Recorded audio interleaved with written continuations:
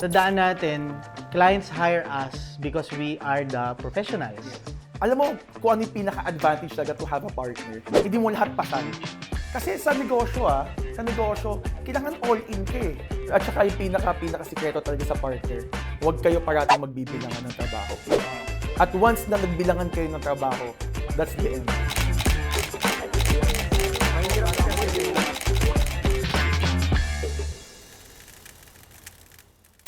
Hello, I'm Architect Anjo. So I'm a licensed architect, and also I took Verde 2 years ago. And then I'm into urban farming and permaculturist. Hi, I'm Architect Richmond Aquino. I'm a licensed architect, so I graduated in UST Architecture. Currently, we have several businesses, right, Anjo? So paano ba natin sinimulan yung A-Code? Long story, eh, no? So sige, medyo mahaba siya pero cut lang namin sa details. So nag-start kami mga around 2017. Niregister namin siya and yung legal permits namin nung 2017 and we're still running up to then. Yan. So before, we're doing design muna. So yun yung naging history ng ng company namin. So we offer designs, ganyan, architectural plans, engineering plans. Then later on, we decided to build. So from architectural designs, nag-jump kami to design and build by administration. Yes. So, kung ano yung mga dine-design namin, usually if yung mga clients gusto rin nila na kami na rin yung mag-construct. Kasi again, there's comfort or parang mas comfortable to some clients, no? Na kung sino yung nag-design nung bahay nila or nung project nila, eh sila na rin yung gumawa. Or most cases, kami yung pinag-manage. So ba't nga ba natin naisipan mag-construct? I know there's a deeper reason bakit tayo nag-construct eh. Sige, share na kagad natin yung horror story natin, no? So, may project kami na we were forced to manage kasi yung tinap namin na parang partner na magbe-build is hindi niya nagawa ng maayos yung project. So, we were forced to do it na kami na. Kumbaga, nag-step up kami. Siyempre, nag-trust yung client sa amin eh. So, kailangan namin talagang ayusin yung ginawa nung nagbe-build. Kasi nga, nagkaroon ng mga problems, tapos hindi na-meet yung budget. So, parang doon na kami pumasok sa industry. Kadalasan kasi yung mga clients, ang unang-una talagang hinahanap is the architects. Kami, mga arkitekto. So, syempre, parang pinagkatiwala sa atin yung bahay nila, pinagkatiwala sa atin yung project nila. And then, of course, as us bilang isang architect, kami din yung mamimili din ng kung sino yung gagawa or magbi-build. However, yun nga, so, may mga experiences kami na hindi nga din nadi-deliver ng maayos. So parang syempre kami, as an architect, medyo usi talaga kami, no? Masyado kaming ma-architect. Gusto namin ganitong color, gusto namin ganito yung magiging kakalabasan ng project.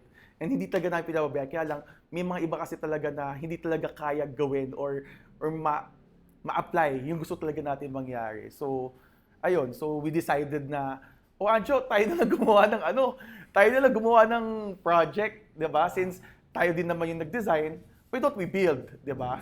Kasi siguro ang common challenges din talaga, whether we like it or not, kahit gaano pa kaganda yung output ng design, minsan nagiging issue yung deliverables when it comes to the build part, no? Kasi ang ganda sa visuals, tas pagdating sa build, hindi pala pasok dun sa pinaka-budget ng client, or minsan, ang ganda si design and then hindi naman pala siya current na meron tayong supply sa Philippines. Kasi may mga design elements talaga na kailangan mo pang i-import from a different country or kailangan mo talagang i-handmade na yun talaga kasi hindi mo siya mabibiling pre-made. Bilang isang architect, it's our craft eh. 'Di ba? Inaalagaan natin talaga 'yan. Kumbaga, yung magiging outcome ng project, that's you. Your personality. We cater din not only dun sa aesthetic part or dun sa functional part. Kasi most of our clients kasi bahay yung pinapagawa eh. So as much as possible, kailangan nandun yung soul ginagawa namin. Kasi hindi pwedeng magde-design ka lang, magko-construct ka lang, pero walang life or soul yung bahay. Kasi usually yung comfort nandun eh. Lalo na nung na-experience natin yung pandemic, lahat ng tao nagrereklamo na nakulong sila sa bahay nila. At saka yan mo yun, yung design versus reality. Alam mo kasi pinaka-target talaga namin, yung dinrawing namin, yung ginuhit namin. Gusto namin talaga kung ano talaga ginuhit namin, yung talaga kalabasan. Or kung hindi man sobra-sobra, at least konti lang yung changes. Kasi yun yung in-accept sa atin eh, di ba? Kaya nga, pag kami nag-design, you will see talaga na hindi kami magdi-design na very unbelievable. Kaya lahat ng mga designs namin sa E-Codes, makikita nyo na, oh, talagang kaya to. Doable to, no? Ginagawa din kasi kami sa firm na, I think ginagawa rin naman siya ng iba. Dinidiscuss namin yung mga materials prior to the design part. Para at least alam nila kung ano yung feel ng material, ano yung expected nila of the material, and saan ba nakukuha yung material, tas mura ba or mahal ba yung material.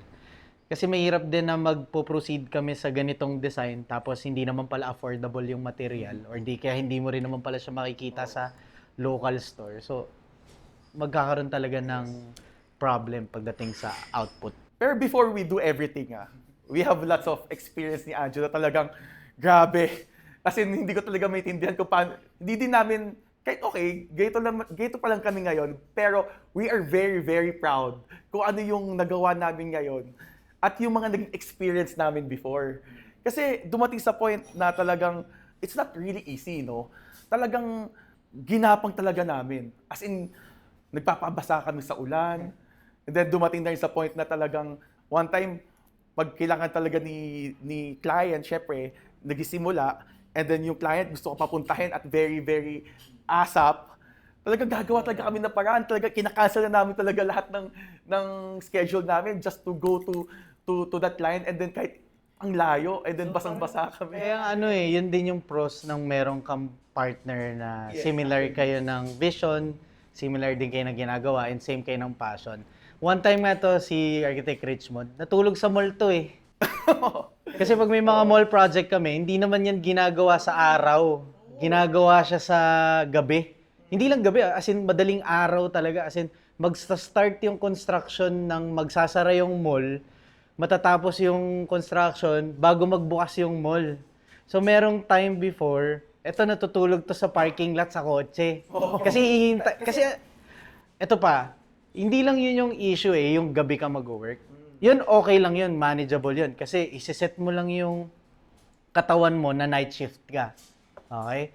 Pero ang problema, yung sources mo, supply mo, yung mga kausap mo, yung i-coordinate mo, sa araw sila. Oo. So, mangyayari, kailangan, pagdating ni Architect Richmond sa mall nung gabing yon, kailangan lahat yon na-manage na nung umaga. So, technically, hindi siya gagawin mo lang sa gabi. Gagawin mo rin siya ng umaga, hapon. Kasi yung mga supplier mo, kakausapin mo sa umaga, sa hapon. Tapos, darating sila alas 10. Kasi hindi ka pwedeng pumunta sa loading dock ng ganitong oras kasi may schedule eh. So, in short, ang gusto namin sana, syempre, ang in short, yung pinaka-talagang tip namin sa mga nagsisimula, and then, until now, na-feel namin, we're still starting din, na lahat ng hardships, talagang madadanasan talaga natin yan, maranasan talaga natin yan. You will experience the worst, and then, lahat ng worst na experience na yon, syempre, as a human being, dun tayo natututo. This will be our tuition fee sa lahat ng ginagawa natin, sa lahat ng experiences natin. Actually, kaya nga ngayon, ang ginagawa namin, we're, like Architect Anjo is talking about how you will start your profession, gito, ganyan. Yung mga naging bad experience namin or yung mga naging tuition fee namin, sinishare namin sa mga young professionals na, okay, ito yung naging experience namin, paano ba natin, mapiprevent yung mangyari ulit sa inyo yun? Kung hindi mo prevent, at least malesen mo. Malesen, kasi there's no perfect Wala talaga perfect. Kanya-kanya talagang journey. Kasi parang like for example, pati sa processing, Kasi ako naman nag-handle ng admin, So, pati pag-process lang ng permits, struggle, Kasi they're the same on paper. Pagdating sa municipality, pagdating sa admin ng building or admin ng subdivision, they different in so many levels, Doon sa taong kausap mo, doon sa mga binibigay nilang requirements, meron lang similarity pero iba-iba yung steps, iba-iba yung approach, and definitely iba-iba din yung yung experiences. So merong maluwag, merong mahigpit. So na-experience namin talaga yung mga parang terror, kung may terror prof, mga terror na nag-a-approve, no? So, kailangan sa ganitong business din, ma-manage mo din yung emotional quotient mo. That patient, hindi mo pwedeng patulan yung power trip ni ganito. Hindi pwede. Kasi the more na tinatapatan mo yung ganong level, lalo kang pahihirapan. Or di kaya minsan, worse, hindi nila i-approve, mga tipong ganon. And similar with the clients then, you have to be patient then as much as possible. Ikaw, ano ba ginagawa mo, Architect Anjo? Na, for example, syempre, sa construction, it's not easy eh. Pag nagkakaroon ng problem, ano yung parati mong iniisip? Iniisip ko if ako yung client. Kasi as a technical person, it's easier to understand kung bakit nagfe-fail yung isang bagay. Like for example, nagkaroon ng sira or nagkaroon ng damage yung ganito, no? As a technical person, ang dali niyang maintindihan kung bakit siya nangyari. O, kasi ganito, dahil ganito, ganyan. Pero as a client, ang iniisip ko lagi, paano niya ba maiintindihan dun sa layman? Kumbaga, ano yung pinaka-best possible na kung paano mo i-discuss sa client na, hindi, kasi ganito, sir, yung nangyari. No? Kasi, tandaan natin, clients hire us because we are the professionals. Yes. Nag-hire sila ng professional kasi zero yung knowledge nila about dun sa bagay na yon. So, ako, ang ginagawa ko, every time na I communicate, I communicate as if I'm talking to someone na talagang zero knowledge. Which is hindi naman like, kasi technically zero talaga yung knowledge nila. So, pag nagde-discuss ako, it has to be in layman terms. Kailangan yung mas madali nilang naiintindihan. And as much as possible, we give visuals. Nagbibigay kami doon pumapasok yung samples. Na ito yung sample, ganito. Ako naman, as a person, not only being an architect, of course, pag may dumating na problem sa atin, we should know how to be a problem solver. We should know how to plan everything. Dapat talaga sa buhay ng isang tao, dapat we know how to solve problem and then chill, relax lang. Tapos minsan, worst comes to worst, no? Oo. If unsolvable, next step na agad. Ano yung pwede mong i-offer na similar in value? Kasi hindi mo rin natin maiiwasan yung mga ganong scenario na merong mga problems na you have to change our approach. Hindi talaga nag-work to eh. Baka pwedeng ito yung ibigay natin, pero similar naman yung output. Kaya sa construction kasi, Hit or miss eh. hit and miss, madami din talagang problem na darating. Ang pinaka-importante talaga dyan is you know how to chill, relax, and solve the problem. And be a problem solver. Grabe. Normal yan. Puro horror story. Share naman tayo ng mga wins natin. Yung mga na-share namin, yun lang yung mga naging stepping stone namin. And of course, part yun ng continuous learning namin. Pero there's a reward sa Yes, ginagawa there's a namin. reward. Actually, itong background na gamit namin ngayon, ito yung one of the rewards ng hard work eh. So, hindi naman namin ma-achieve. Actually, this idea of a coffee came from Architect Richmond eh. Kasi ang original na plan talaga namin was to improve our office lang talaga. Magkaroon kami ng sariling showroom para at least mapakita namin. Kasi nga, clients are visuals eh. Tapos sabi ni Architect Richmond, gawin na natin coffee shop. Also kasi before, ang setup talaga namin, we have an office in Batasan. We have office in Batasan. Pero ang naging setup talaga namin kahit even before pandemic, work from home talaga. Yung mga design. Kasi we as an architectural firm and sa construction, architectural firm, okay. Hindi kami naniniwala sa micromanagement eh. Hindi kami naniniwala. Kasi we believe na yung mga, for example, yung mga designers namin, yung mga junior architects or professional architects, wala kaming problema kahit sa isang linggo, 3 beses na sila magtrabaho or 4 days na sila magtrabaho, basta deadline is deadline. So more kami on inputs. And that's very healthy eh. Lahat naman tayo may pangailangan eh. Let's say, we need to go to gym, we have love life, of course. We have love life, and then, yun, family, di ba? So dapat balance. So ang iniisip namin, pag naging balance yung lifestyle ng mga associates namin or yung mga namin, partners namin here in A-Codes, mas tatagal sila, mas mamahalin nila yung company. Saka siguro win din namin. Kaya walang umaalis, di ba? Kaya walang umaalis. Nung simula na nag-start kami ng firm, yung mga designers namin, nagkaroon na ng license. Nasa amin pa din. Diba? Hindi sila umalis. Actually, nag-grow lang kami. Nagkaroon na rin kami ng team of engineers. Tapos we have several partners din. Kasi parang siguro one of the wins then of having our own firm. Siguro ang talagang namin ni Architect Richmond was kung ano yung mga bad experiences namin before.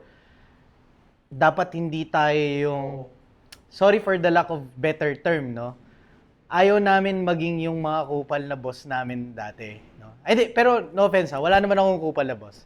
Pero technically, yung mga bad practices or bad experiences namin, as much as possible, pagdating sa firm namin, dapat ganito tayo, dapat binibigay natin yung ganito, dapat happy sila.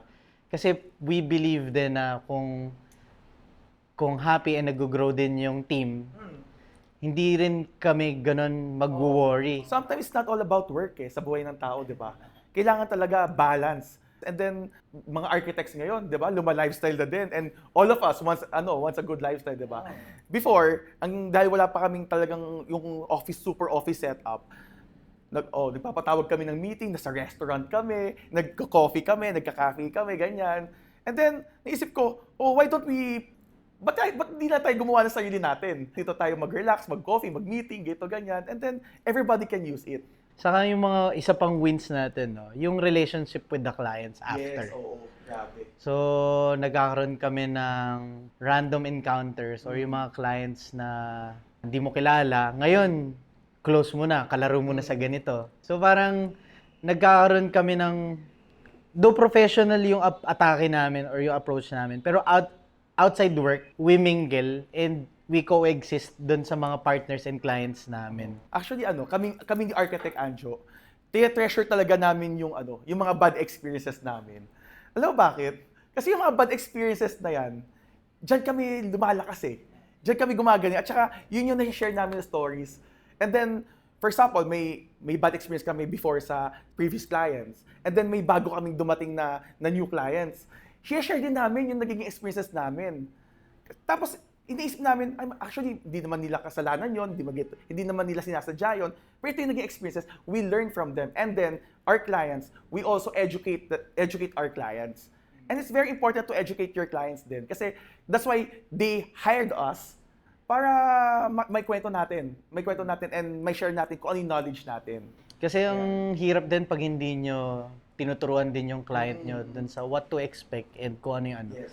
Ang tendency, maghihintay lang sila dun sa fruit nang hindi nila alam kung paano i-manage yung fruit.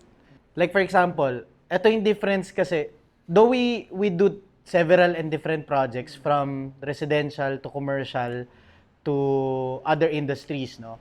Pero syempre ang common is the residential and yung commercial. So differentiate lang namin yung dalawa. Pareho naman silang may need for aesthetic and function. Okay?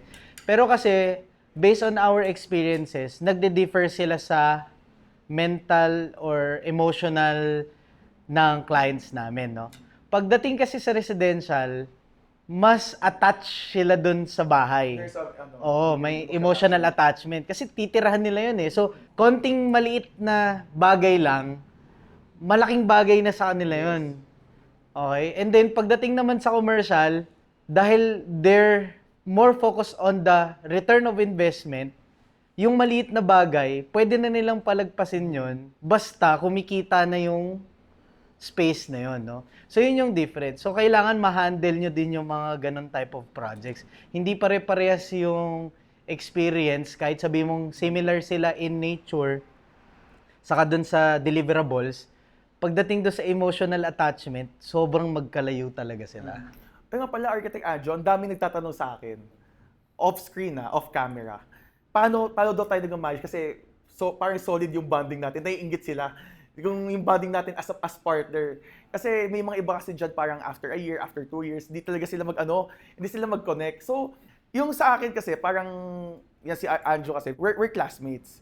We are not very, very close that time. So, magkaiba pa yung mundo namin. Pero, nung time na naging licensed architect na ako, naging licensed architect na din siya, nagkita kami, nagkakiyalot kami, and then nag-share kami ng stories, ano yung mga ano, parang naisip namin, Anjo, parang we're in the same experiences ha. Why don't we try to be a partner? And then knowing him as nung high school ako, good principle. Very important. Kung kukuha kayo ng partner, dapat maganda yung prinsipyo, maayos yung prinsipyo, and alam mo na yung tao to, talagang nasa likod mo parati if ever magkaroon ng problem. Alam mo kung ano yung pinaka-advantage talaga to have a partner. Hindi mo lahat pasan. To the point na, for example, you're very, very tired. And then, syempre, sa construction, or even sa design, hindi naman pwedeng, dahil you're tired, hihinto ka. Kasi may effect yan. There's a domino effect. So, you have a partner to help you and to guide you again. Tapos si Architect Richmond naman, siya naman yung nasa business side, no? Kung ako lang yung mag-handle ng negosyo to, matagal na akong lugi. so technically, si Architect Richmond talaga yung nag-handle ng business, on the business side, no? So siguro kayo nag-work yung partnership namin. Nag-aaway kami ha. Nag-aaway kami. So let's be clear on that. Hindi perfect yung relationship namin. Marami pa rin kaming mga tawag dito, hindi pagkakaunawaan sa mga difference in views, no? Pero mas maganda yun. Pero, no? Meron kaming, ito yung pangako namin sa isa't isa. Meron siyang particular strength na hindi ko pwedeng questionin pag siya yung nag-decide. And then meron akong particular strength na pag nag-decide ako, hindi rin siya pwedeng pwede siyang magbigay ng comment or he'll try to persuade me and then I'll try to persuade him dun sa strengths niya. And then kung strong pa rin yung belief niya dun sa strength niya na yun, I'll trust it. Kumbaga pag 100%, binigay ko sa kanya yung responsibility na to, siya yung magaling dito, itatrust ko yun. Yes.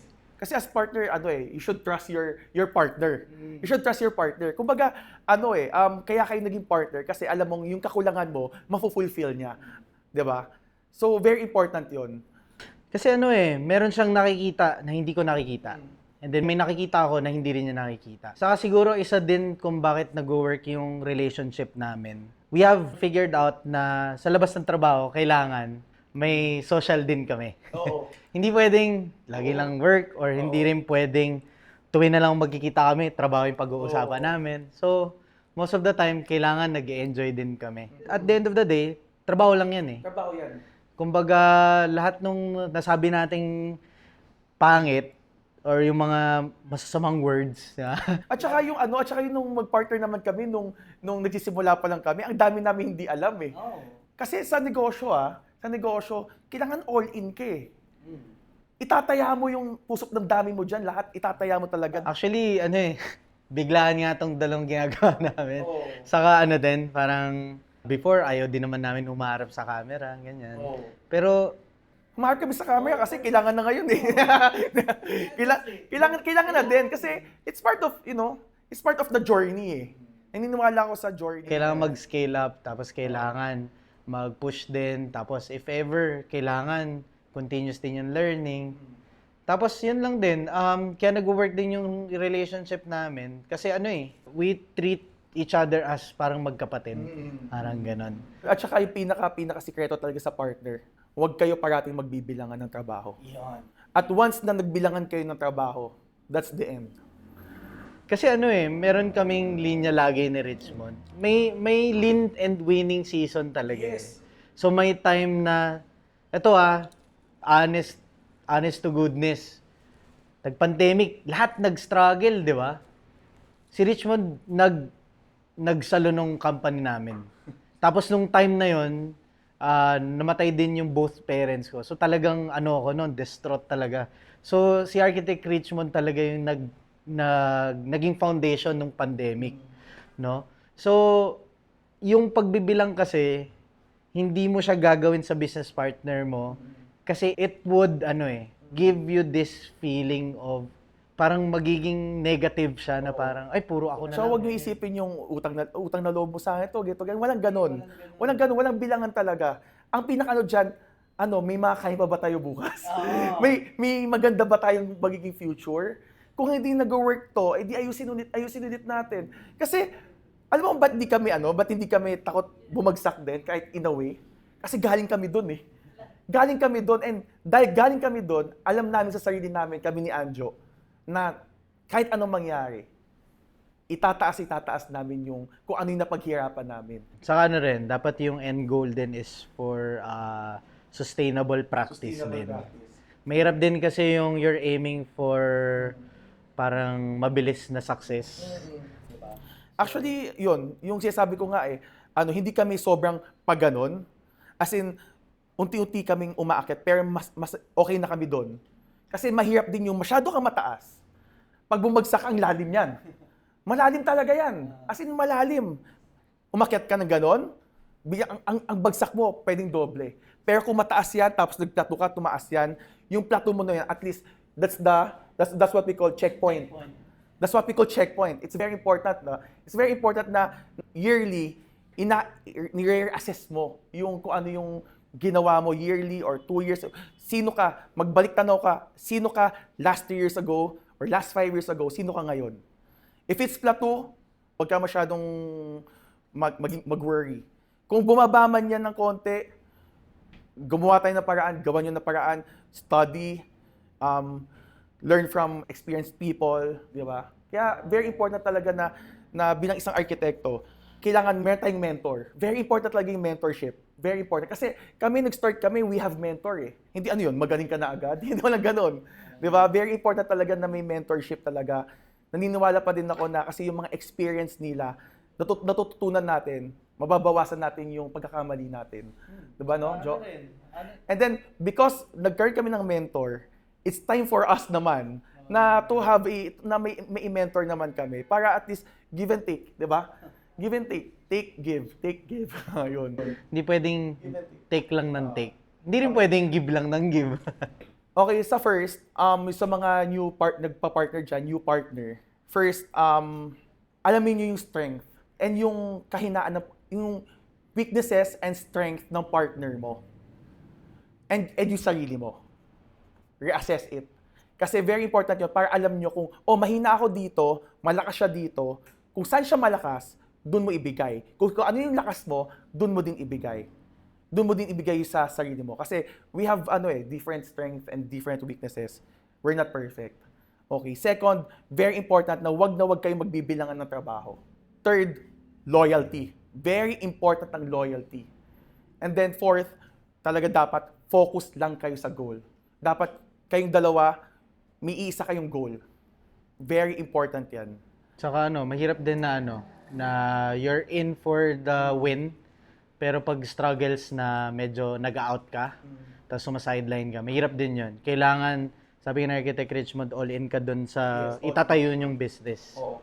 And then fifth, without trust, we're nothing. Without trust, we're nothing. Tapos yun, saka rin, add lang dun sa trust, huwag kayong magtatago. Huwag kayong magtatago.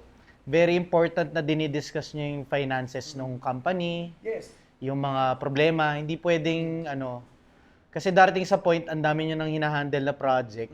Tapos, syempre, hiwalay na kayo ng responsibilities eh. Hindi pwedeng i-keep mo lang yung problema nung minamanage mo dun sa partner mo. Kailangan alam nung partner mo kung doing okay ba yung project na hinahandle mo or kailangan ng tulong, ganyan. At saka sa nakikita ko sa mga bagong mga partners ngayon, hindi lahat ng magka-partner alam to. Kasi may mga ibang magka-partner talaga parang they walk as one. Kami hindi eh. We have different accounts eh. Account niya yon, account ko to. And then pag nagkaroon ng problem siya, I will help him. And then pag nagkaroon ako ng problem, he will help me.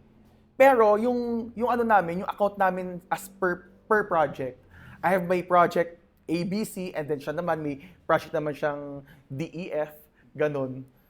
Ganun kasi, I think pag nag-partnership kayo, darating sa point na magsa-scale kayo. Oo.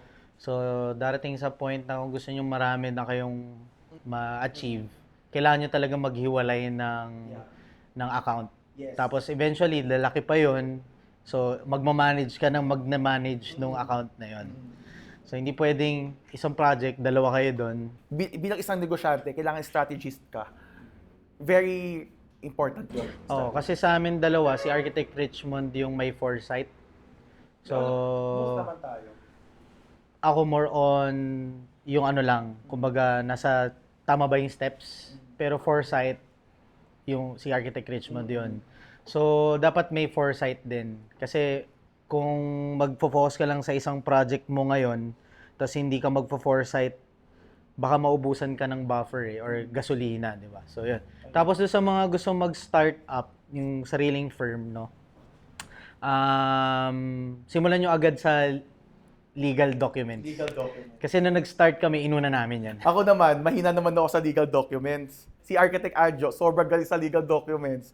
So, paperworks talaga. Paperworks. Yun yung mga ayaw natin, pero it is a must. Wala tayong choice. Oo. Okay, kasi we have legal responsibilities not only to the profession, but also to the government. So, yun yung first step, no? Gusto nyo magtayo ng sariling firm or gusto nyo mag-put up ng sarili nyong business, you have to learn yung basics, no? Yung taxes, paano i-register yung firm mo, paano mag-apply ng permit, yan, very important yan. Kasi it adds value din, no? Hindi lang siya dahil it's a requirement, but it adds value. Ibig sabihin, pag kinausap ka ng client mo, yung idea ng client, ito, registered to. So there is this safety, no? Doon sa kausap mo na hindi to, kasi ngayon, uso yung mga fly-by-night eh.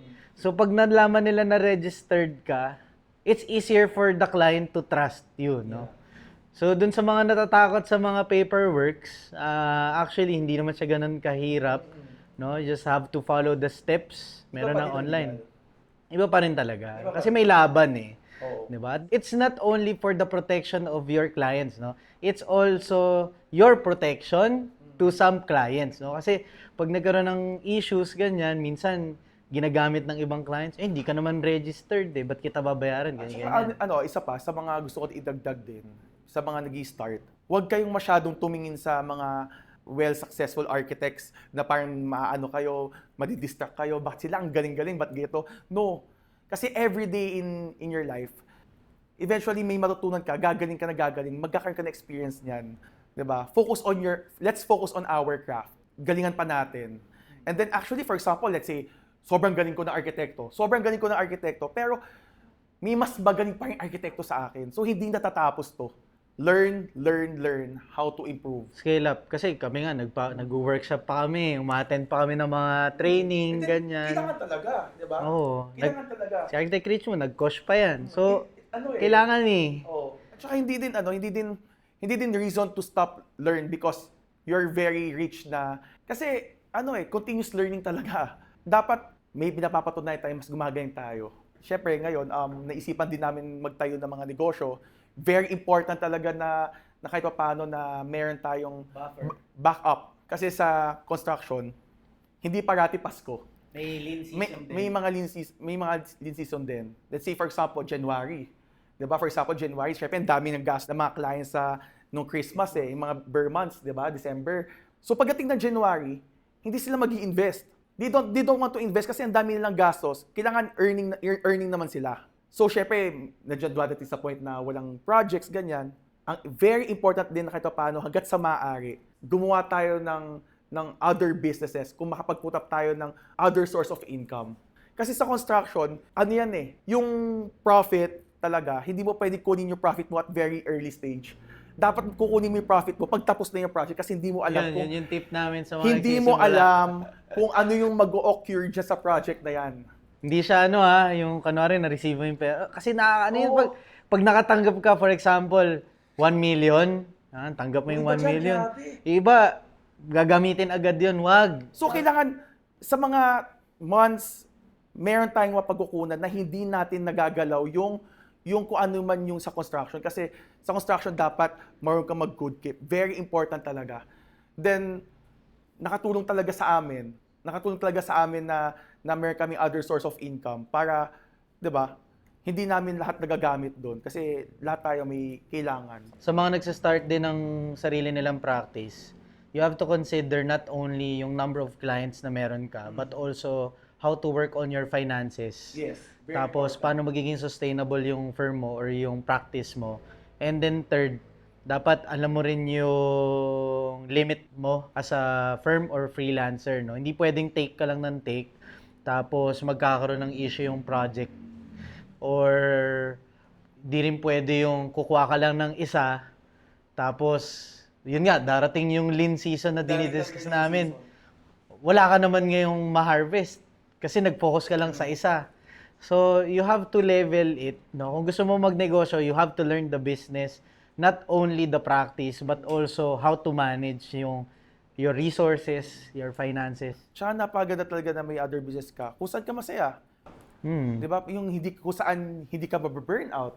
And then, makita mo na lang, may mga iba dyan, architect sila, contractor sila, and then biglang yung side hustle nila na to, biglang sobrang dun sila nag-boom because dun sila nag-enjoy, natuwa. Parang ako for me, last na ano ko sa kanila is, if sa tingin mo, as in zero talaga, hindi mo alam saan magsa-start, look for mentors. Ano, di ba, Anjo, may ginagawa tayo here in our cafe.